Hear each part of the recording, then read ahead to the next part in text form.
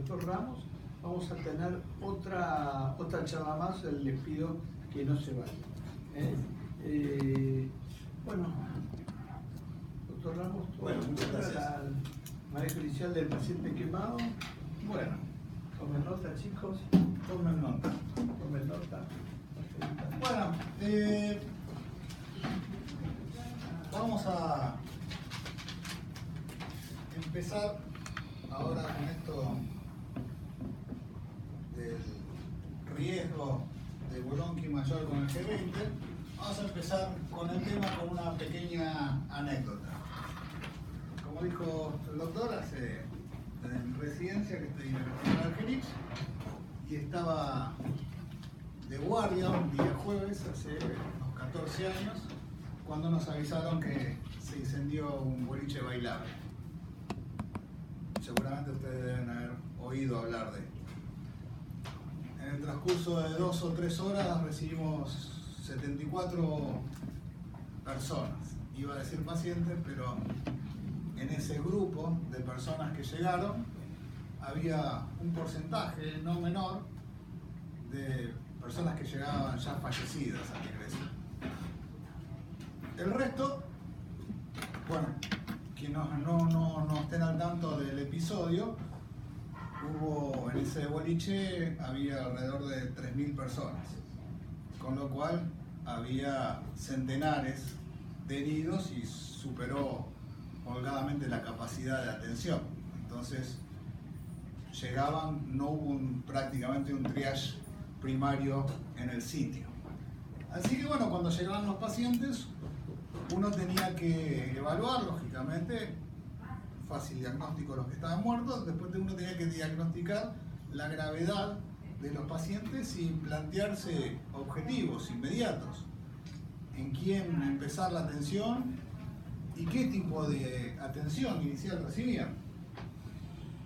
La mayoría de los pacientes llegaron con algún grado de trastorno del sensorio, así que, puesto que esto fue producto de un incendio, una de las posibilidades que gran parte de ellos tuviera, como tenían, intoxicación por los productos de combustión, y esa fuera su causa del deterioro neurológico.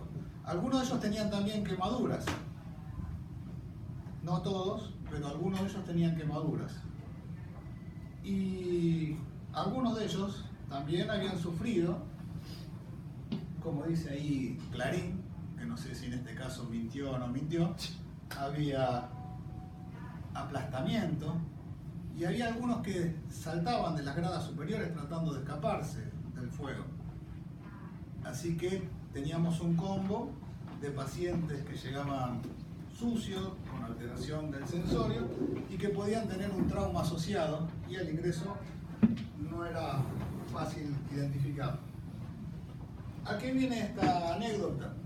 Que lógicamente esperemos que no nos vuelva a pasar algo como esto, pero en circunstancias como esta, pero también lo podemos llevar a cada paciente individual que nos llega, tenemos que tratar de identificar rápidamente cuáles son nuestras prioridades, nuestros objetivos. Básicamente el paciente quemado va a tener una internación muy prolongada, el paciente grave, que puede ser muchas semanas, a veces meses de internación. Y la internación la vamos a dividir, o la internación, mejor dicho, la evolución, la vamos a dividir básicamente en 3 grandes etapas. La primera etapa, que es a la que le vamos a dedicar la mayor parte del tiempo en esta charla, que es la resucitación inicial, que comprende las primeras 48 o 72 horas del paciente. Una vez que el paciente sobrevive a nuestras maniobras, entonces viene la parte de, bueno, tiene una quemadura grande, tenemos que cerrarle las heridas. Infinidad de cirugías, transfusiones, complicaciones sépticas, que catéter, que neumonía, etc. Una internación más o menos prolongada de un paciente que se parece mucho a cualquiera de nuestros pacientes críticos, salvo que la mayoría de las veces lo encontramos todo vendado y no sabemos qué hay debajo. Una vez que cierran gran parte de las heridas, más del 90% de las heridas, el paciente empieza a reducir su riesgo de complicaciones, empieza a mejorar su estado inmunológico, quizás se produce una repriorización de la síntesis proteica, etc. y empieza una etapa más anabólica, si bien el catabolismo persiste durante todo el primer año. Esta es la etapa donde el objetivo principal ya no es el quirúrgico, sino la rehabilitación psicofísica del paciente. Así que ahora vamos a charlar básicamente durante más del 90% de la charla de la etapa de resucitación. Y estos son los objetivos que uno se debe plantear según mi punto de vista. Lo primero, cuando llega el paciente tenemos que evitar la muerte temprana. Y una de las cosas que tenemos que tener en cuenta, siempre el paciente con quemaduras, lo primero que llama la atención, ya que no estamos habituados a ver pacientes con quemaduras, es dedicarle la atención a las quemaduras. Y en realidad, como acá marca esta diapositiva, no es una prioridad el manejo de quemados, ¿sí? El paciente no se va a morir inicialmente de eso. Así que tenemos que hacer como a cualquier paciente traumatizado, el ABC, determinar cuáles son las lesiones que lo ponen al paciente en un riesgo inmediato y solucionarla.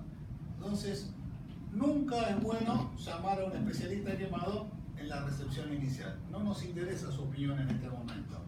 Hay cosas más importantes, cómo está la vía aérea, cómo está su ventilación, cómo está la circulación, si el paciente está en shock, no está en shock, descubrirlo, ver si tiene alguna lesión. Y como dice ahí ese artículo reciente que parece una pavada, un simple torniquete en la vía pública o previo a que el cirujano lo termine de solucionar puede salvar 6 veces la vida de los pacientes.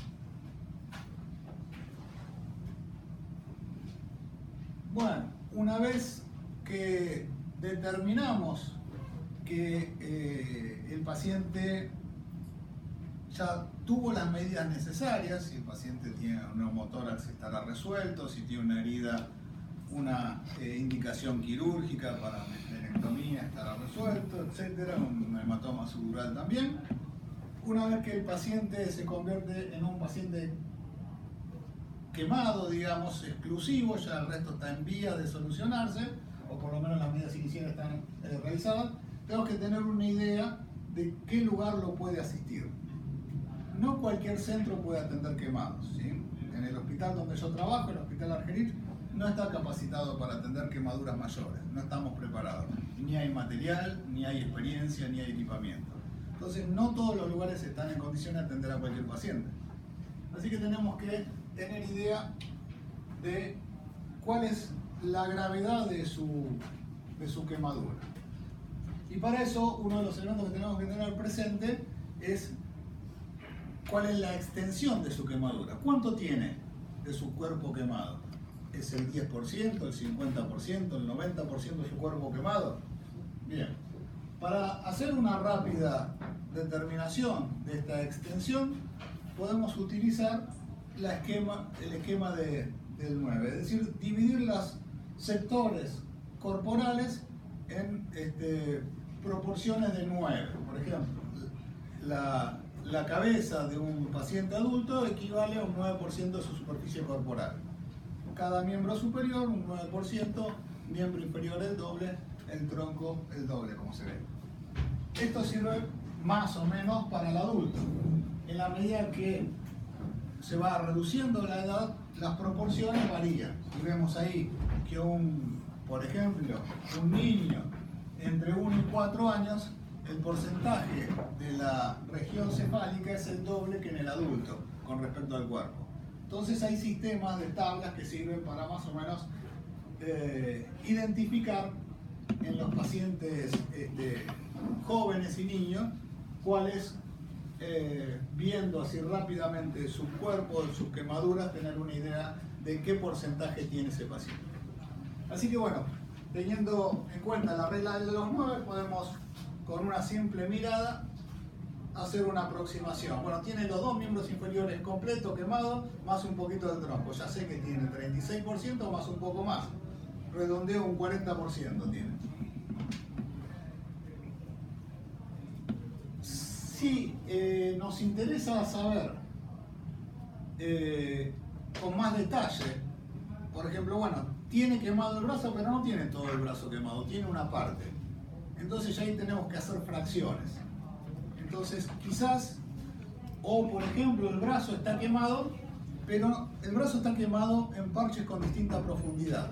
Hay una parte que la quemadura es muy profunda, una parte que es superficial, y eso no es tan importante al inicio, pero después seguramente va a ser importante para saber, por ejemplo, cuánta piel va a necesitar el paciente, etc. Bueno, cuando quiero un detalle de la extensión, puedo utilizar la cara palmar de la mano del paciente, que incluye los dedos, y considerarle el 1% de su superficie corporal. Entonces vamos apoyando la mano y vamos determinando cuánto de ese brazo está quemado, si es el porcentaje superficial, profundo, etc.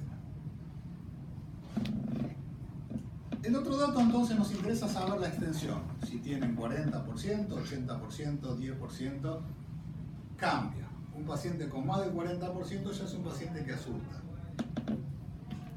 Como vamos a ver un rato, con más de 20% requiere internación, evaluación, seguimiento por un centro especializado. Ahora, no es lo mismo que la quemadura sea superficial que sea profunda. Y esto es una obviedad. Si alguien se quedó medio dormido en la cama solar o en la playa, va a tener una quemadura muy molesta, pero rara vez es de riesgo de vida. Entonces, las quemaduras superficiales se caracterizan porque son muy dolorosas. La piel está irritada, está congestiva. Como se ve en el esquema de la piel, está afectada fundamentalmente la epidermis, parte de la dermis, y esta genera una reacción inflamatoria que pone al paciente en una situación de hiperalgesia. La quemadura puede comprometer completa, nos vamos al otro extremo, ¿sí? De la izquierda a la derecha, como en la política. Del extremo derecho nos vamos a la quemadura profunda. La quemadura profunda involucra todo lo que es piel, epidermis y dermis. Puede estar comprometido también el tejido celular subcutáneo, etc. Pero básicamente, a los fines de la quemadura, esto es importante. Y es importante porque si está comprometida toda la piel, ¿sí? desaparecieron toda la irrigación y la enervación de la piel. Por lo tanto, la piel ha perdido, ya no está congestiva, sino todo lo contrario. Es una piel que está fría. Generalmente se deseca, entonces se convierte en un cartón, ha perdido la elasticidad normal de la piel y no tiene inervación, por lo tanto el paciente no siente nada. Entonces, como se ve en la foto de abajo, lo que nos encontramos es casi como un cuero. En ese caso en la foto se ven los vasos coagulados, y si uno con una aguja pincha al paciente, el paciente no siente nada. Si el paciente no tiene dolor, es una señal de mal pronóstico. Y en el medio de los dos está la quemadura intermedia. El profesor Benaín, con el cual trabajé y fui coordinador del centro de quemados en los primeros 10 años de mi post-residencia, la clasificó a la superficial en tipo A, la profunda tipo B y la intermedia en el medio de las dos, AB. Entonces la quemadura intermedia compromete parte de la dermis. Y entonces ya se reduce la densidad vascular y por lo tanto ya no va a estar congestivo, sino que va a estar pálido. Y en vez de estar hiperalgésico, hay cierta hipoestesia. Y le pone a B, Benaín, que vive, tiene ya casi 100 años, y está más lúcido que yo y muchos otros.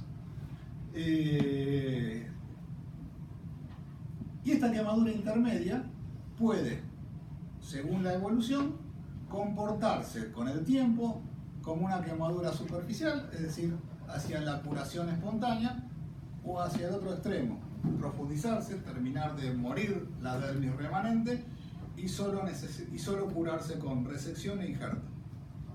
Bueno, entonces, no es lo mismo que me digan que un paciente tiene un 40% de quemaduras fundamentalmente superficiales e intermedias, A a B, que es un paciente relativamente sencillo, que ese paciente tenga quemaduras intermedias profundas, que es un paciente de riesgo de morir. Pero la clasificación americana lo hace más sencillo inicialmente, porque la verdad que en la primera evaluación no es tan sencillo siempre determinar cuáles son las quemaduras intermedias y profundas. Así que la clasificación americana lo que dice es que toda quemadura que no sea superficial, mayor del 20%, es una quemadura grave, ¿sí? Y mayor de un 10% en los niños es una quemadura grave. Y si de entrada tiene más del 5% que es profundo, es una quemadura grave. Y si tiene quemado zonas de alto impacto, rostro, articulaciones, genitales, la considero una quemadura grave por el riesgo de secuelas, no tanto de vida.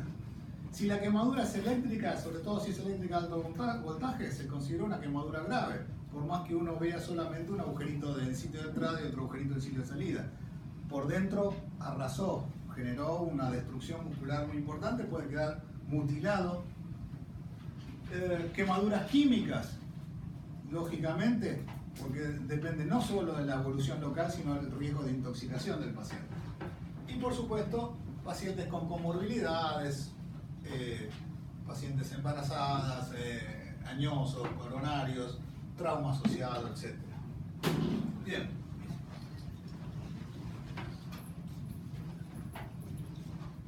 En esta etapa inicial nos interesa también evaluar el riesgo de obstrucción.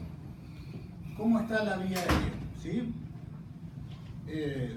Le hago el ABC al paciente, lo vamos viendo, qué sé yo, y el paciente, vemos el aspecto, tiene la cara más o menos quemada, tiene hollín por todos lados, tiene quemaduras de las vibrisas nasales, la mucosa yugal. El paciente, cuando expectora, tiene un esputo carbonáceo, ha aspirado bastante hollín, y yo lo que pienso es que el humo o el vapor en temperaturas elevadas pudo haber generado lesiones en la vía aérea, una quemadura en la vía aérea. ¿Qué pasa? Igual algunos irritantes químicos como el amoníaco, etcétera, y otros productos químicos, generan una congestión en la vía aérea, ¿sí? Que inicialmente es subclínica, pero en la medida que se va edematizando, a las 4 horas, 6 horas, entonces empieza a estrechar la luz y el paciente puede tener riesgo de una obstrucción severa. Entonces el diagnóstico de una quemadura de la vía aérea es muy importante, porque una intubación tardía puede ser fatal para el paciente. Entonces, si el paciente tiene todos estos signos, bueno, yo estoy atento, ¿sí? Si el paciente tiene ronquera o estridor, ya me voy inclinando para la intubación temprana del paciente. Si el paciente no tiene otra indicación, lógicamente el paciente que entró en coma ya se lo intubé por otras razones, ¿sí? Pero supongamos que el paciente está bien despierto y digo, este tipo se me va a obstruir o no se va a obstruir, y tengo posibilidades, lo ideal es evaluar directamente la vía aérea, una fibroscopía diagnóstica que nos permita evaluar la presencia de lesiones y la severidad de las lesiones. Si el paciente tiene lesiones y las lesiones son severas, no solo lo voy a intubar, sino que voy a ir evaluando de manera temprana la posibilidad de traqueostomía. Entonces vamos a ver cómo está el cuello, vamos a hablar con el equipo quirúrgico y decirle, bueno, mire, el cuello para mí es una prioridad porque lo tenemos que tratar de cerrar. Porque una traqueostomía sobre un cuello enfermo es un problema. El segundo punto, entonces, ¿lo intubé o no lo intubé al paciente? Evaluar el riesgo de lesión inhalatoria. El deterioro fundamentalmente neurológico es la manifestación más elocuente de una intoxicación. ¿Qué ocurre? Dentro de los componentes del humo hay dos que son fundamentales, el monóxido carbónico y el ácido cianhídrico. Esto tiene distintos mecanismos. El monóxido de carbono se une a la hemoglobina, impide que la hemoglobina agarre el oxígeno y lo entregue a los tejidos. Por lo tanto, por más que el paciente tenga una buena oxigenación, no la puede utilizar el oxígeno, ¿sí? entonces se convierte como si estuviera en un paciente con una hipoxia tisular severa.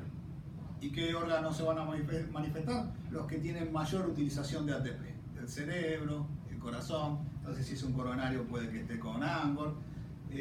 Y la mayoría de los pacientes van a tener algún grado de manifestación neurológica, desde cefalea, síncope, convulsiones. Bueno, ¿cómo se trata? Básicamente, esta unión del monóxido de carbono con la hemoglobina es reversible, compite con el oxígeno. Entonces, altas concentraciones de oxígeno reducen a la mitad, de digamos 2 horas a 40 minutos, la asociación del monóxido de carbono a la hemoglobina. Entonces, todo aquel paciente que tenga alta sospecha, le pongo una máscara de oxígeno con reservorio, o si el paciente está intubado, más fácil, pongo la perillita del respirador al 100% y con eso lo mantengo hasta que el paciente se reduzca el nivel de carboxihemoglobinemia o empíricamente el paciente esté libre de síntomas luego de varias horas de tratamiento. Como les mencionaba, el monóxido de carbono no altera el oxígeno disuelto, por lo tanto, si yo le saco gases al paciente, puedo tener una PO2 normal y tener una intoxicación severa. Ahora hay máquinas, cada vez más, en mayor cantidad, mayor disponibilidad, que nos permiten el dosaje en sangre de carboxihemoglobina. Así que bueno, lógicamente ahí tendríamos el diagnóstico preciso. El saturómetro tampoco es útil. El nivel de luz que refracta la carboxihemoglobina es muy parecida a la oxihemoglobina. Por lo tanto, un paciente con intoxicación severa puede tener 100% saturación. Entonces, el diagnóstico directo, si se puede, o frente a la sospecha, el tratamiento y listo. Entonces, oxígeno para todos. Algunos casos podrían beneficiarse de cámara hiperbárica. La cámara hiperbárica se aumenta a 2 o 3 atmósferas la presión de oxígeno y por lo tanto eso ayuda a salir el monóxido de carbono de los tejidos, incluso también de la hemoglobina. Se reduce de 40 a 20 minutos, la mitad. Por lo tanto, fisiopatológicamente no hay ninguna duda de su indicación. El problema es que cámaras hiperbáricas no hay en todos lados, que no siempre es fácil trasladar a un paciente grave y que no siempre es fácil mantener a un paciente grave en una cámara hiperbárica. Entonces, ¿en qué paciente seleccionaríamos para esto? Básicamente, el paciente trasladable. El paciente es trasladable y tiene aparte signos severos de intoxicación o persistencia de los mismos. El paciente estuvo en coma, ahora se despertó, está con cefalea, bueno, sospecho de intoxicación grave. La persistencia entonces de síntomas, pacientes de alto riesgo, la embarazada es una paciente de alto riesgo, el feto es mucho más sensible a la intoxicación monóxido de carbono que la madre, así que son candidatos, pacientes con coronariopatía, etcétera, son trasladables, tengo la posibilidad, es una opción la cámara hiperbárica. El otro agente de los muchos que se producen en la combustión que puede ser letal es el ácido cianhídrico. Básicamente, en la anécdota que les comenté, la mayoría de los fallecidos tenían intoxicación letal por ácido cianhídrico. Básicamente se produce en la combustión de la mayoría de los productos modernosos, poliuretano, etcétera. Se absorben muy rápidamente y en la media sombra ahí. en la media sombra habían puesto en el boliche una media sombra que está prohibido y alguno de los asistentes tiró una bengala, se prendió y eso generó un humo letal que generó esa tragedia, ¿no? Por eso tan pocos pacientes había con quemaduras graves, porque básicamente fue por lesión inhalatoria. Bueno, entonces es lo mismo. el paciente tiene oxígeno pero tiene imposibilidad de utilizarlo. Por lo tanto, a la mitocondria no entra, entonces el piruvato se convierte en lactato y se utiliza como lactato. Que aparte de tener una incapacidad de producir suficiente ATP que le va a generar trastornos energéticos, el paciente va a estar los mismos síntomas neurológicos, síntomas cardiológicos, etc. No va a llamar mucho la atención la acidemia láctica que tiene ese paciente. ¿Por qué tiene tanto ácido láctico si no está tan descompensado? Si hiciéramos una diferencia arteriovenosa veríamos que está pinzado, etc. Básicamente es lo mismo que el anterior. Frente a la sospecha, habría que tratarlo específicamente. Se puede dosar, no todos los centros tienen capacidad de dosar esto, así que nuevamente, paciente, los presos, generalmente cuando se producen esos y queman los colchones y hay fallecidos, la mayoría tiene intoxicación con ácido cianhídrico. Bueno, por suerte, los que no logran dosis letales de ácido cianhídrico y llegan vivos y se les realiza una adecuada reanimación, el organismo tiene cierta capacidad de desintoxicar. A través de una enzima que fundamentalmente está en el hígado, la convierte y genera la eliminación del ácido cianhídrico en orina. Se le puede dar algunos elementos para acelerar ese proceso. La mayoría de los kits anticianhídricos vienen con nitritos, nitrito de amilo y nitrito de sodio. El nitrito de sodio es el nitro intravenoso, nitrito de amilo por vía inhalatoria. Bueno, básicamente este kit anticianhídrico estaría no recomendado en pacientes con lesión inhalatoria. Porque ¿cuál es el mecanismo por el que actúan los nitritos? Generan metahemoglobina y la metahemoglobina quela el ácido cianhídrico. Ahora bien, la metahemoglobina también es una hemoglobina disfuncionante. Si y el paciente que está expuesto al humo suele tener intoxicación con monóxido de carbono.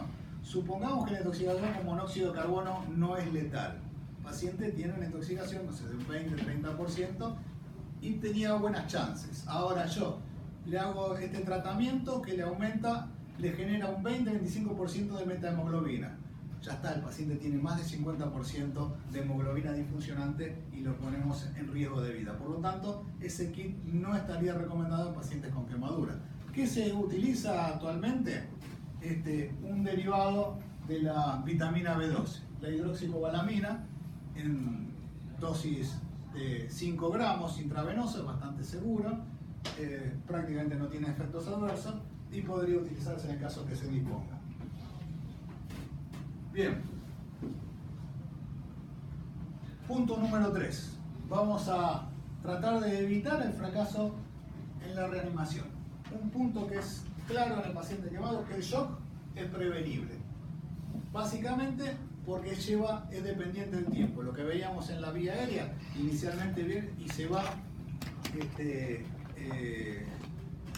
edematizando con el tiempo, lo mismo pasa con todo el cuerpo. Va perdiendo, va transudando líquido, parte se va al intersticio, parte se va para afuera. Aparte, lógicamente, como todo paciente altamente inflamado, tiene un complejo mecanismo vasomotor con vasodilatación, depresión mecánica, etc. Todo el mecanismo similar a cualquier paciente séptico. Pero inicialmente debemos considerar al paciente quemado como un shock hipovolémico prevenible. ¿Y de qué manera lo podemos prevenir? Tratándolo tempranamente. Para iniciar tempranamente el tratamiento, tenemos que tener la seguridad de que podemos utilizar cualquier acceso venoso periférico, incluso si tiene quemaduras, ¿sí? Durante las primeras 4 o 6 horas, las quemaduras estarían libres de colonización, siempre y cuando el paciente no estuviera arrastrándose por algún lado, ¿no? Es decir, buscamos vía periférica, le ponemos e iniciamos rápidamente, desde la ambulancia si se puede, desde la guardia, rápidamente, no importa que no lo haya terminado. Junto con el ABC, inicio la reanimación. ¿Y cuánto? Habíamos hecho la regla de los 9, dijimos, bueno, con el esquema corporal, este tipo tiene más o menos un 50%. No interesa después si es 40, 45, 55, 60. Inicio temprano ya. ¿Con qué? Usamos esta que es la regla del 10, que multiplico el porcentaje que tiene el paciente quemado por 10 y le doy eso en mililitros hora. ¿Sí? Puedo iniciar con solución fisiológica para el inicio. Después vamos a ver que para la reposición mayor se utiliza rigelactato. Entonces, si el paciente tiene una quemadura 50%, ni bien le pongo la vía, 500 mililitros hora si el paciente está hemodinámicamente estable, ¿no? Si el paciente pesa más de 80 kilos, por cada 10 kilos se le aumenta 100 mililitros. Bueno, es muy importante tratar de lograr un justo equilibrio entre la reposición hídrica del paciente. Ni más ni menos. Si le damos menos, el paciente tiene shock, hipoperfusión, falla renal. Si le damos más, el paciente se edematiza y puede tener complicaciones severas como el síndrome compartimental abdominal, que en cualquier paciente crítico es un problema. Imagínense en un paciente quemado con quemaduras en la pared abdominal. Entonces, una vez que lo terminamos de ver al paciente, ya está más o menos todo ordenado, laboratorio, tintum, me pude sentar y digo, bueno, vamos a recordar cómo era la fórmula, así le programo la hidratación para las primeras 24 horas. Para eso utilizo la fórmula de Parlan, que dice que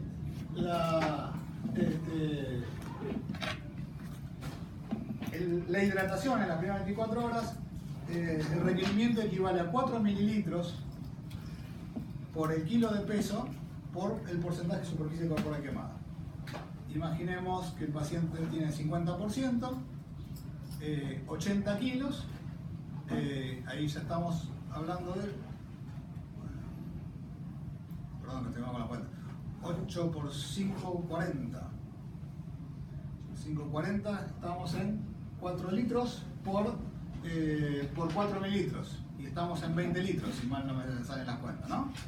Si el paciente entonces, si no hice mal las cuentas, si el paciente pesa 80 kilos y tiene 50% de superficie corporal quemada y le vamos a administrar 4 mililitros, le estaremos calculando 20 litros en las primeras 24 horas. El 50% de eso se lo vamos a dar en las primeras 8 horas. O sea, 10 litros en las primeras 8 horas, más o menos 120 mililitros hora. Más o menos. Es una cantidad, y el resto en las siguientes 16 horas. Es una cantidad infernal que va a generar muchos trastornos hidroelectrolíticos, fundamentalmente una acidosis hiperclorémica. Así que preferentemente a la hora de reponer en estas siguientes 24 horas voy a elegir rigelactato, que es una solución más equilibrada, más parecida al plasma. Y me voy a poner como objetivo, ¿sí?, que el paciente esté normotenso, que tenga un sensorio recuperado, si es posible que mejore el exceso de base, el ácido láctico, y como monitoreo horario el ritmo diurético. Parece increíble a esta altura del siglo XXI, pero bueno, sigue siendo útil y vamos a tratar que mantenga un ritmo diurético de 0,5 mililitros kilo. Si el paciente orina más que eso y el paciente no tiene ninguna causa para estar poliúrico, no tiene diuresis osmótica, bueno, le reduzco, ¿sí?, porque no quiero que se edematice. Si puedo bajar el plan, se lo bajo. Pero lo más frecuente es que el paciente se ponga oligúrico, ¿sí?, y entonces tenga que hacer correcciones. Le voy aumentando, le voy aumentando, le voy aumentando. En algunos pacientes que no responden al tratamiento, y sobre todo si son pacientes de alto riesgo, porque el paciente tiene falla renal, tiene distrés, es un añoso, lo que sea, puedo elegir algún método invasivo para determinar de manera más precisa el ritmo de infusión. Pero puede ocurrir que en un paciente sano, ¿sí?, paciente joven, sano, le calculo que el paciente necesita X cantidad de volumen y el paciente necesita más orina y yo le voy aumentando, le voy aumentando, como se ve acá. Esto es lo que debería ser y esto es lo que fue con ese paciente. Se vio que en los últimos 10 años el requerimiento o la infusión, el volumen administrado de líquido en los pacientes quemados se había prácticamente duplicado con respecto a los años anteriores. ¿A qué se debe? Una posibilidad es que cada vez se utiliza más los opioides y eso puede generar algo de vasodilatación. Puede ser, lo dudo. Quizás estamos más preocupados por la hipoperfusión, quizás utilizamos más monitoreos invasivos y eso nos lleva a mayor requerimiento. Pero bueno, también otra cosa que ocurre es que hay muchos pacientes que tienen un estado inflamatorio que hace que se conviertan como en esponja, ¿no? Y este fenómeno denominado fluid creep, que como el paciente no se termina de llenar de líquido, nos obliga a llevar una cantidad de edematización que lo convierte en una situación de riesgo, con las complicaciones que recién mencionábamos. Entonces, hay algunas alternativas para tratarlo, la utilización de vasopresores tempranos, la utilización de vitamina C, etc. Y uno de ellos es el resurgimiento de la albúmina que había sido excomulgada durante muchos años, ¿sí?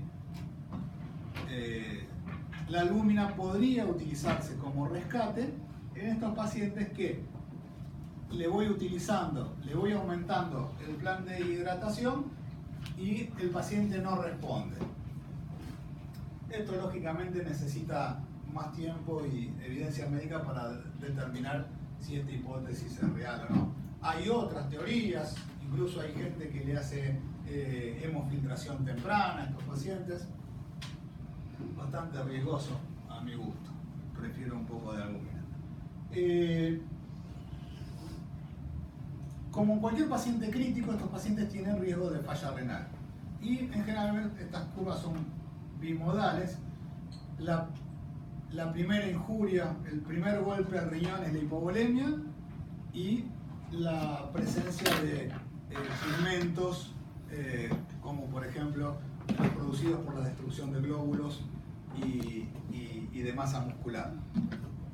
Y muchos pacientes traumatizados y quemados pueden tener una gran destrucción muscular, sea por síndrome de aplastamiento, el crash syndrome, pero fundamentalmente las quemaduras eléctricas o el síndrome compartimental. Esta destrucción muscular puede generar que se liberen muchos pigmentos, mioglobina, van a teñir la orina de rojo, color Coca-Cola, etc. Lo podemos medir esto, podemos medir CPK, etc. Y bueno, eso lo va a llevar al paciente a un riesgo de falla renal. Lógicamente, posteriormente este paciente tiene riesgo de falla renal por una gran incidencia de infecciones y por los tratamientos nefrotóxicos seguramente va a recibir. Pero básicamente frente a la presencia de pacientes con rhabdomiólisis, debemos cambiar nuestro objetivo de tratamiento. El paciente ahora sí no nos queda otro que sobrehidratarlo, ¿sí? Más allá de lo que teníamos esperado, en este momento vamos a pretender que orine entre 3 y 4 veces nuestro objetivo inicial. Podemos forzarle diuresis, no, en general no se recomienda diuréticos de asa por el riesgo a la hipovolemia, a la mala perfusión. Diuréticos osmóticos pueden ser. Y otra cosa que se puede utilizar en estos casos es la utilización de bicarbonato, alcalinizar la orina, llevar la orina alrededor de con un pH de 7-8. Bien, hasta ahora, no nos queda mucho, hasta ahora a los cirujanos no los habíamos convidado hasta acá. Pero hay un dato que nos puede alertar que el cirujano debe presentarse en las próximas horas, que es cuando el paciente tiene quemaduras profundas circunferenciales. Es decir, como se deshidrata la piel, se genera un cuero que va a aplastar las estructuras subyacentes y por lo tanto el paciente puede tener, a pesar de tener la masa muscular indemne y solo ser una quemadura de piel, puede afectar de tal grado el tejido subyacente que hacer que el paciente tenga una insuficiencia en la irrigación que lo lleve a una isquemia crítica y a veces irreversible. Y se soluciona sencillo. No hace falta que tomemos, nos preocupemos si el paciente tiene parestesia, palidez, dolor, etc. Simplemente quemadura profunda circular la tiene que ver un cirujano y el tratamiento es sencillo. Con intervenciones longitudinales en los laterales de las extremidades, simplemente libera al paciente de este síndrome compartimental. Bueno, debemos prevenir infecciones y pérdida de calor, ¿sí? Me acuerdo que después de, ya soy un poco viejo, antes de Cromañón tuvimos algunos atentados. Uno de ellos fue la AMIA. Y después de este último atentado, bueno, surgió el lógico criterio de que el país debería estar atento y entrenado para el manejo, porque había sido un verdadero desastre todo el manejo. Entonces me acuerdo que hicimos algunos entrenamientos en la guardia y cuando con maniquí, con actores, y me sorprendió mucho porque estábamos haciendo el simulacro de atención en la guardia y había un cirujano plástico meter vendas como loco a los pacientes. Evidentemente no era ese el momento de cubrir las heridas. Y es una pregunta, ¿no? Cuando llega un quemado, uno lo primero que se pregunta, ¿qué hacemos con las ampollas? ¿Qué hacemos? No hacemos nada. Olvídense de las ampollas en este momento, ¿sí? Si ya nos sobra tiempo y el paciente no va a ser derivado, bueno, perfecto. Podemos debridar las ampollas. Ahora vamos a ver que se puede poner alguna crema antiséptica si quieren. Pero básicamente lo que ese paciente necesita es que se cubra las heridas con algo limpio y seco.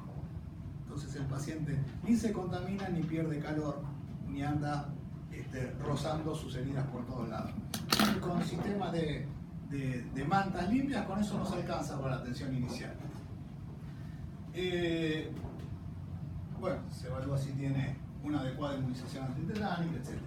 Bien, este es otro punto que es bastante controvertido en la literatura, por eso nosotros hicimos una revisión que fue publicada hace poco. Básicamente, ¿se debe o no dar antibiótico a los pacientes quemados? ¿Sí?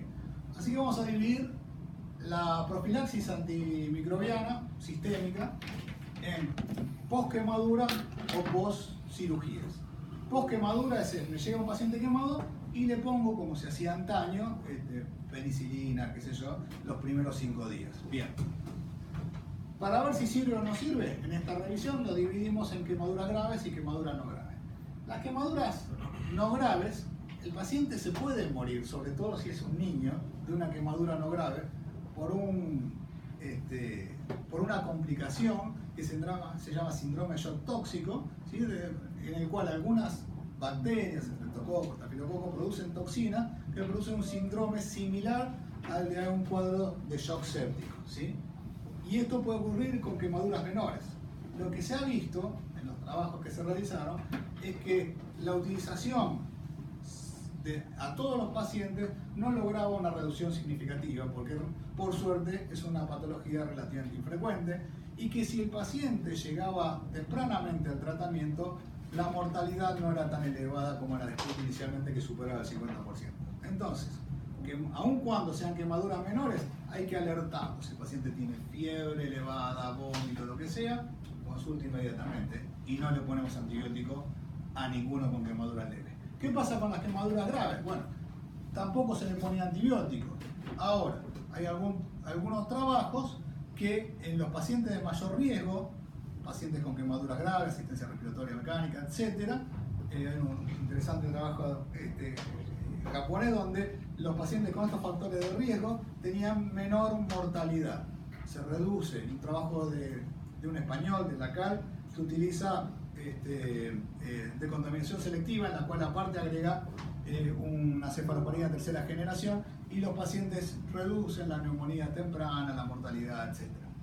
¿Sirve o no sirve? No se sabe todavía, pero bueno, nos alerta de que algunos pacientes podrían tener algún beneficio en la profilaxis. Las guías actuales no lo recomiendan. ¿Qué pasa? Entonces, por ahora, profilaxis a nadie. ¿Sí? Sí, estar atentos. Posoperatorio. Los dividimos en dos. Las resecciones de las lesiones, que las vamos a ver un rato, producen bacteriemias en una altísima incidencia.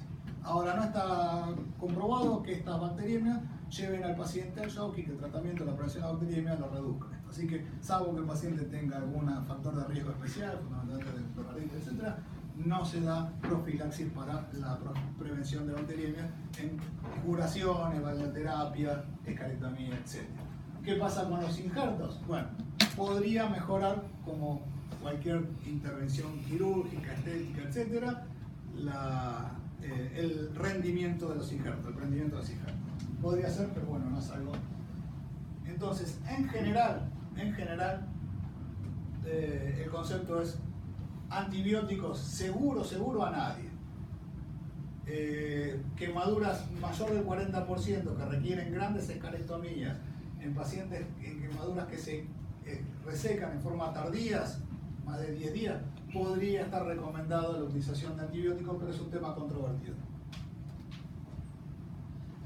El dolor. Bueno, fundamental el manejo del dolor, por suerte, inicialmente bastante sencillo. Son pacientes de alto riesgo, como dijimos, de disfunción renal, así que salvo casos seleccionados, no recomendaríamos la utilización de AINES.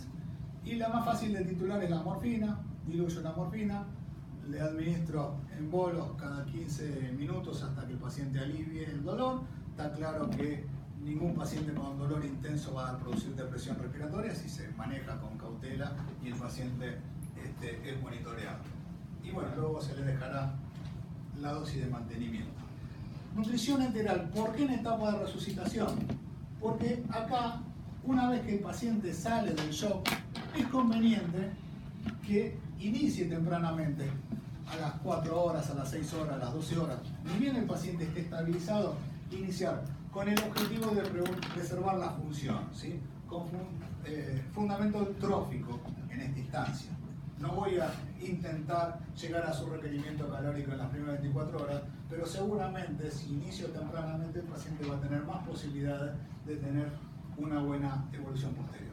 Bien, terminamos con esta primera etapa de la resucitación y lo que viene ahora, así a modo de chapa, les cuento para los que no están habituados o no tuvieron la oportunidad de trabajar con quemados, cómo sigue la historia. La historia sigue, el paciente quemado es un paciente grave de terapia intensiva, con una pancreatitis grave, con todas las complicaciones que tienen estos pacientes, infecciones de catéteres, neumonías, arritmias, TBP, lo que quieran. Todo, más este problema, manejo de las heridas. Manejo de las heridas, básicamente tenemos que reducir el inóculo de gérmenes en las heridas. Los baños pueden ser útiles. Se prefiere hoy día más los baños por arrastre que los baños de inmersión. Otra forma de reducir el inóculo o tener controlada la colonización, no vamos a poder tener heridas estériles, ¿sí? El cirujano que dice, no, hasta que el cultivo no me dé negativo, no, imposible. No se va a tener nunca una herida estéril. Ahora, con algunos antisépticos, el más común, la sulfadiazina de plata, el Platzul, que me patrocina, no, la sulfadiazina de plata, se puede mantener controlada esta herida hasta tanto se logre el cierre. Hay algunos productos que son muy interesantes que producen liberación prolongada de los antibióticos y de esa manera lo que hacen es, si yo le pongo un apósito que lo puedo tener una semana puesto y va a liberar, por ejemplo, plata y de manera prolongada, es decir, va a ser efectivo durante toda una semana, entonces me permite que ese paciente yo no lo tenga que curar durante una semana. Por lo tanto, me evita un montón de anestesias me evita la posibilidad de lesionar el epitelio nuevo cuando despego, por lo tanto parece una buena alternativa, sobre todo en pediatría. El tejido muerto hay que sacarlo. Se recomienda la escarectomía temprana, que se considera dentro de la primera semana. Es decir, uno piensa, una semana tengo un montón de tiempo, sí, pero si el paciente tiene gran parte del cuerpo quemado, no le puedo hacer todo de una. Cada cirugía el paciente se descompensa, son cirugías que pueden ser muy sangrantes. Puedo elegir, como el procedimiento que está allá abajo a su izquierda, que se llama una escarectomía tangencial, que tiene como objetivo preservar dermis. Porque le voy pelando y veo, cuando empieza a sangrar, paro ahí. Hasta ahí ya casi no hay tejido muerto y entonces puedo preservar algo de dermis, lo cual, si eso no se muere, no está muerto en la próxima exploración, nos permitiría mejor resultado funcional y un cierre más temprano. Puedo sacar hasta el tejido celular subcutáneo o puedo sacar hasta la fascia, ¿sí? Cuando el paciente está muy grave, yo me acuerdo cuando trabajaba con los quemados, pedíamos este tipo de intervenciones. ¿Por qué? Porque este tipo de intervenciones llega a una zona avascular. Quedan algunos puntitos que rápidamente se pueden cauterizar, entonces el paciente no se choca tanto en la cirugía y sobre todo no se choca o no sangra después de la cirugía. El paciente que le hizo la escarectomía afasia, ¿sí? Se le ponían vendaje, etcétera, y después cuando venía a la sala estaba sangrando por todos los puntos. Bueno, una vez que tengo la herida limpia, la tengo que tratar de cubrir para que no se deseque, no se infecte, es decir, no se muera. ¿Qué elementos tengo para cubrirla? Piel porcina, heteroinjerto. Piel cadavérica, homoinjerto, algunos sustitutos sintéticos. Estamos terminando. El de abajo, por ejemplo, es una piel artificial que se llama Integra, que es muy buena, que tiene un colágeno bovino, etc., que se integra rápidamente y se forma una especie de neodermis. Se le saca la capa de arriba, como se ve ahí en la imagen del medio, de silastis, se hace un injerto muy delgado y el paciente tiene un resultado estético bueno. Es carísimo esto, $1000 la lámina. La mayoría de las veces el cierre definitivo es con piel del propio paciente. Se puede, como se ve en la lámina, en la foto de arriba, con una navaja, o eso que es un aparato que es un dermátomo eléctrico, como una especie de fiambrera. Se le saca una parte de piel, una feta de piel. Esta feta de piel tiene una profundidad que se puede graduar, pero en general le queda al paciente una herida como si fuera una quemadura intermedia, ¿sí? Un raspón con dermis expuesto que luego puede curar con un tratamiento adecuado, cerrar completamente en 2-3 semanas. ¿Qué hago con esa feta de fiambre? Bueno, o la aplico directamente como en la foto de abajo, o se utilizan algunos elementos como expansores para mejorar la disponibilidad, la extensión de la cobertura. Y una vez que eso queda pegado y se integra, bueno, después puede expandirse. Si no tengo mucha zona dadora, la buena evolución de la zona dadora es fundamental porque puedo hacer retomas. Entonces el paciente que tiene un porcentaje importante de su superficie corporal quemada puede necesitar que yo utilice la misma zona más de una vez para llegar a cubrir. Y entonces, como se imaginarán, cada uno de estos procedimientos tardan en cerrar 2-3 semanas, el paciente termina meses internado. Piel de cultivo, saco una pequeña muestra de piel, se separa la epidermis de la dermis, se separan los queratinocitos, se aplican en cultivadoras, digamos, ahí en láminas de ácido hialurónico, y a las 3-4 semanas uno obtiene gran cantidad de láminas de una delgada lámina de queratinocito que tiene un rendimiento muy inferior al de la piel, obviamente, y un costo mucho mayor. Pero bueno, puede ayudar. Finalmente, el paciente salió de todo, dice, 4 tratamientos antibióticos, lo curé de la neumonía, salió del respirador, está bien, despierto, qué sé yo. Los injertos están en su mayoría resueltos. Esto Esa es la imagen típica de un tejido expandido, ¿no? Queda. Entonces, este paciente puede necesitar cirugías posteriores porque las cicatrices van a seguir trabajando, puede tener retracciones, pero no importa. Esta primera etapa está terminando. Así que empieza la última etapa, que es la de rehabilitación psicofísica del paciente. Esto no significa que el kinesiólogo, si el kinesiólogo va a actuar acá 3 meses después, el paciente está muerto, va a tener una rigidez en todas sus articulaciones, tiene que empezar al minuto 0. Pero acá es donde la parte más importante del equipo médico pasa a ser el kinesiólogo. Así que damos por finalizado este tema, no sé si tiene alguna pregunta, creo que ya estamos en tiempo. Justo y 30.